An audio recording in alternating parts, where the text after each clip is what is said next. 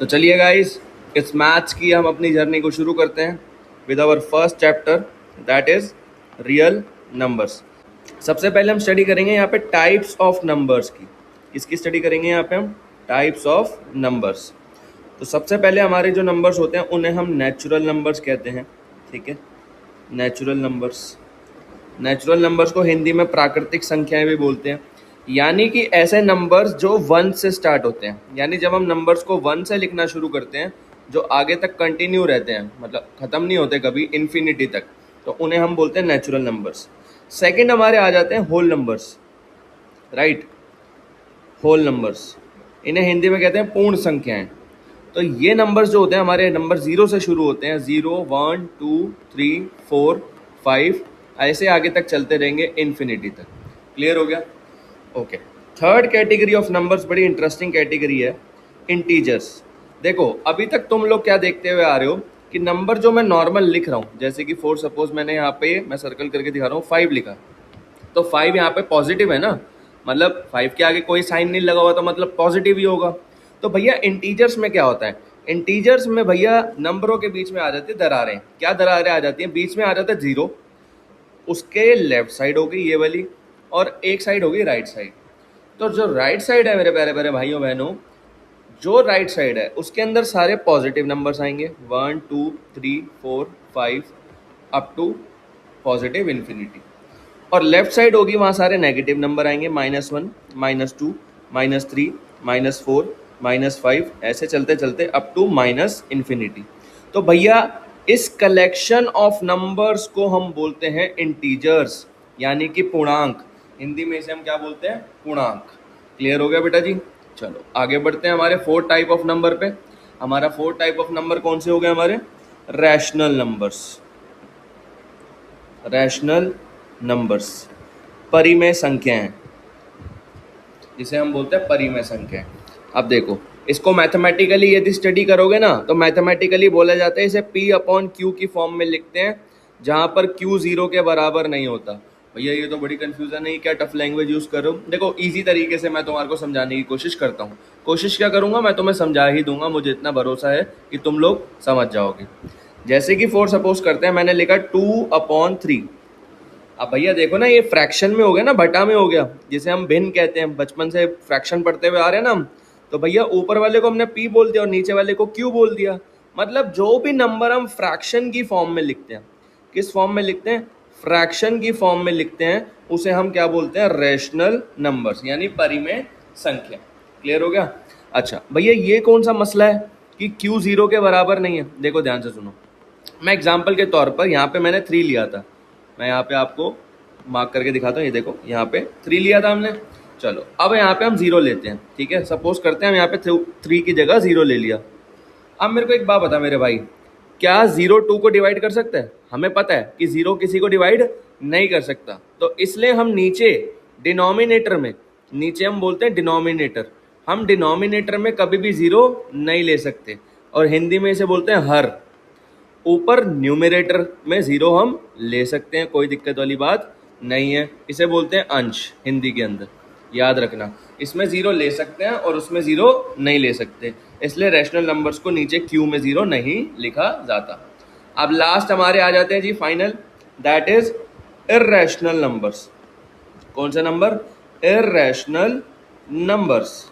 Irrational numbers कौन से होते हैं भैया? ऐसे नंबर जो कभी ख़त्म ही नहीं होते। जैसे कि फॉर एग्जांपल जो आंसर उनका फाइनल कभी आता ही नहीं। फॉर सपोज मैं एक क्वेश्चन लेता हूँ, ये लिया मैंने, सपोज करते हैं मैंने पाई की वैल्यू लिखनी शुरू करी 3.14, ऐसे करते करते करते करते करते करते करते पाई की वैल्यू कभी ख़त्म ही नहीं हो रही।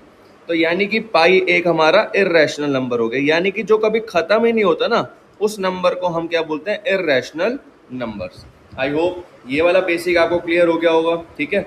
अब प्यारे बच्चों ध्यान से सुनो, ये रियल नंबर क्या है भैया? आपने रियल नंबर नहीं बताया, बाकी सारी नंबर्स तो बता दिए, आपने रियल नंबर नहीं बताया।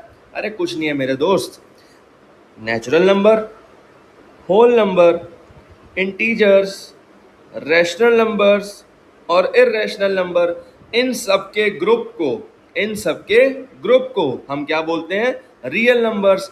यानी कि रियल नंबर सबको अंदर ले लेता है अपने, यानी कि रियल नंबर यहां आ गए हमारे, वही रियल नंबर के अंदर मैं क्या डाल सकता हूं, नेचुरल नंबर, नेचुरल नंबर, फिर और क्या डाल सकता हूं इसके अंदर में, होल नंबर्स। मैं कलर दूसरा ले लेता हूं क्योंकि रेड ऑलरेडी हमने उसके लिए ले लिया है, होल नंबर्स,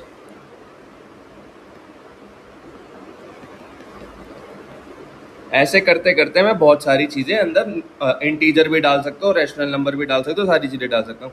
यानी रियल नंबर्स के अंदर सब कुछ समा गया ना, तो उसे ही हम क्या बोलते हैं, real numbers. Group of different numbers is known as real numbers. Clear हो गया जी। अब हम बात करते हैं फैक्टराइजेशन की। एक हमारा इंपॉर्टेंट टॉपिक है ये, फैक्टराइजेशन।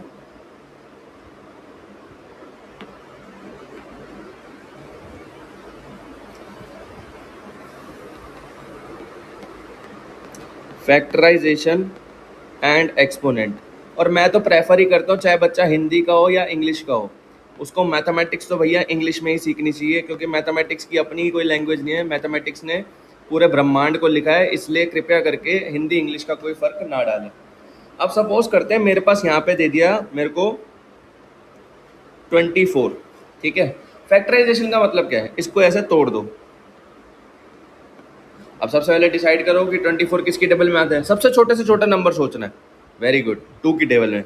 2 की टेबल में कितने पर आता है, 12 पर आता है। भैया ये कैसे पता चलेगा 12 पर आता है, देखो ज़्यादा मैथ्स नहीं आती तो डिवाइड करके भी देख सकते हो। 2 1 जा 2, ठीक है, ये तो 0 हो गया। फिर 4 उतारा, 2 2 जा 4, फिर 0 हो गया, तो आंसर क्या आ गया, 12। अब 12 देखो किसकी टेबल में आता है, भैया 2 की टेबल में आता है। कितने पर आता है, 6 पर आता है, लिख दिया हमने। अब 6 देखो कितने पर आता है, 2 की टेबल में 3 पर आता है। अब 3 किसकी टेबल में आता है, 3 की टेबल में आता है। कितने पर आता है, 1 पर आता है। तो ये जो हमने पूरी प्रक्रिया करी मेरे भाइयों बहनों, ये जो हमने पूरी प्रक्रिया करी, इस प्रक्रिया को हम क्या बोलते हैं, फैक्टराइजेशन। क्या बोलते हैं हम इसे, फैक्टराइजेशन। क्लियर हो गया। यानी कि ये जो हमारे आए हैं नंबर्स, इन्हें हम बोलते हैं फैक्टर्स, ठीक है ना। ये भी जो भी नंबर्स आए हैं हमारे, इन्हें हम बोलते हैं फैक्टर्स। तो दीपक भैया ये एक्सपोनेंट्स क्या है, आपने एक्सपोनेंट एक वर्ड लिखा, ये एक्सपोनेंट वर्ड क्या है, कुछ नहीं है। अब देख मेरे भाई बता, 2 कितनी बार आया यहाँ पे, 1 टाइम, 2 टाइम, 3 टाइम। 2 आया 3 टाइम्स, और 3 कितनी बार आया, 1 टाइम्स। तो जब हम इसको ऐसे करके लिख देते हैं तो उसको बोलते हैं एक्सपोनेंट, और जब हम इसको ऐसे करके लिख देते हैं उसे बोलते हैं फैक्टराइजेशन। बस, वेरी गुड, बहुत इजी तरीके से समझ गए होगे। तुम लोगों को घर पे ये वाला क्वेश्चन करना है 20 का, ठीक है। हमारा अब अगला टॉपिक है बेसिक्स में एलसीएम और एचसीएफ। एलसीएम और एचसीएफ, चलो शुरू करते हैं।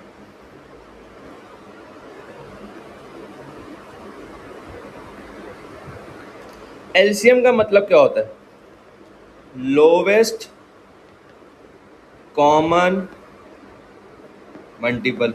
भैया फिर वही बात, इतनी टफ लैंग्वेज, हमें तो कुछ समझ ही नहीं आ रहा। अरे सब समझ आएगा, टेंशन मत लो। सपोज करो मैंने 2 नंबर लिए, मैंने एक नंबर लिया 4 और मैंने एक नंबर लिया 6, ठीक है।